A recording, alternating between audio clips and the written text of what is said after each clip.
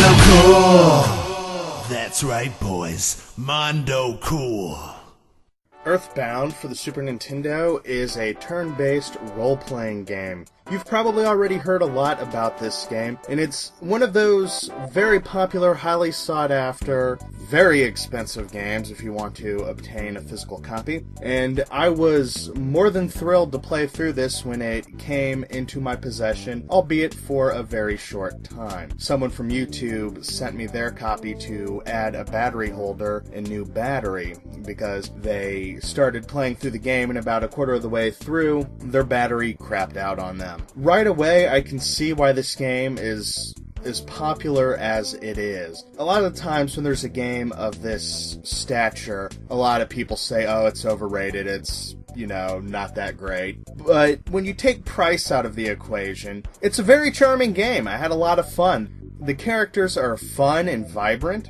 The way your playable characters are introduced, I found to be quite charming. When you first meet Jeff, you get to play as him, and you have to quest towards Paula and Ness, or in my case, when I played through, I named the character Butts, because that's how I roll. The character Pooh's introduction was also very unique with his kung fu training in the mountains and meditation. Other characters of note, the Runaway Five were very charming, and it always put a smile on my face every time they popped back up into the story. The gameplay is very simple. This is the type of turn-based combat that I prefer. It's as quick as you are entering your commands. There's no ridiculous timers that you have to sit and watch, which back in the 90s, role-playing games prided themselves in how long they were, so I think those timer systems were just a way to fluff the game and add seconds to every battle for no reason.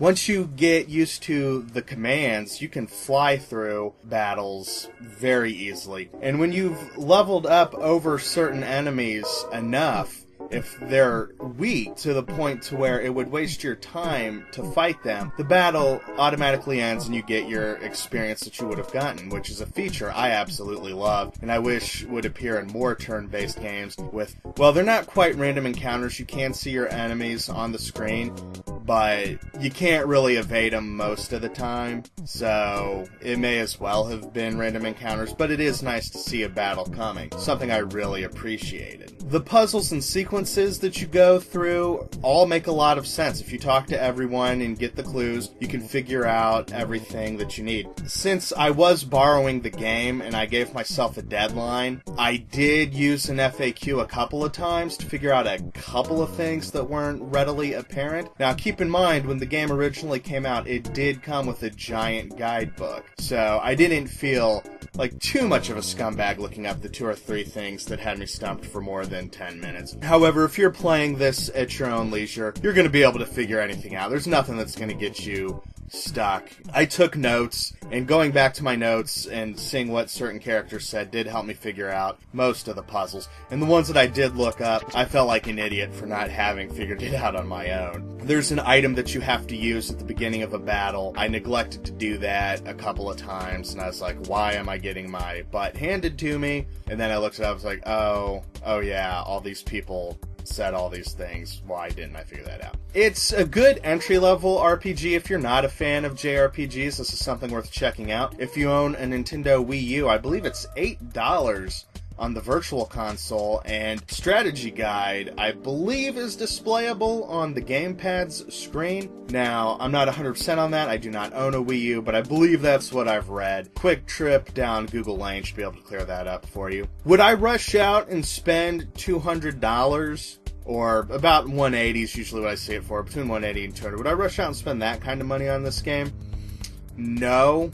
I did enjoy it, and I do want it in my collection, and if I came across this in the wild, I would be willing to spend more than my usual comfort zone. It was a really enjoyable game. It took me about 3 or 4 days of just sitting down and playing through really hard to go through the game, and it was really enjoyable. I didn't feel like there was any points where the game bogged down and became tedious. It moved at a fairly good clip. I did do a ton of level grinding for the final battle because I didn't figure out exactly what I needed to do at first, but after my second or third attempt at the final battle, I did figure it out, and it was really charming and adorable and cute, and it was a really good conclusion to a really good video game. Generally, I don't mention music in my reviews. I don't think it's a very important part of a video game, and it's always very subjective. People's tastes in music are very personal and dependent upon that individual's experiences and what makes their ears happy. The music in EarthBound was phenomenal. I really enjoyed it. I went out of my way to download the soundtracks. There's a couple of tracks and themes that I really enjoyed, which I did use for the review. Generally, I just leave the audio from the game in the review as it is. However, with EarthBound, I did really find a lot of the tracks to be catchy and selected a few to toss in the background of this review. Overall, I would say it's a good game. It's easy to pick up and play. The battles are fast-paced, easy to understand. The music is phenomenal. The art style is great. There's a bunch of little touches that really stood out to me.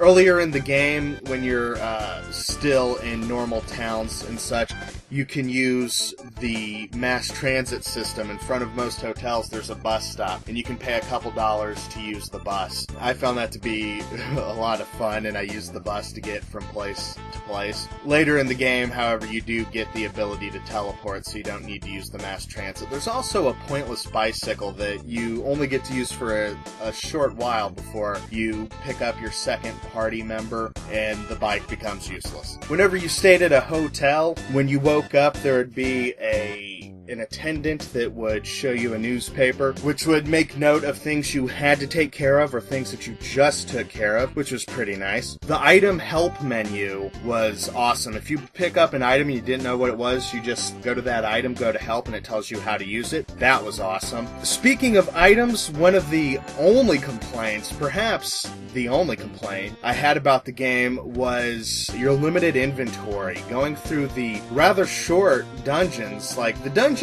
weren't long, but you could pick up enough items to where you would have to make some sacrifices to carry the most important items, which is where that help menu came in handy to make those decisions for what you're going to drop. The ATM system, I loved that. When you did die, and I did die a few times, you lose half of your money, so I kept most of my money in the bank, which was a lovely feature. Instead of just having all your money always, you could go to the ATM, make a withdrawal or a deposit, which was pretty cool. I enjoyed that quite a bit. The dungeon length, I felt, was absolutely perfect. When I got towards the end of the game, I was expecting the dungeons to be long and drawn out, but they weren't. They always moved at a very appropriate pace. This is a very well-paced game. And I think that may be one of the reasons why it's so popular. It doesn't have a lot of fluff and unnecessary side quests. Everything feels like it's happening for a reason. There are a couple of scenes in the game where you drink a coffee or some tea, and then it goes into a long sequence where you reflect on the journey so far and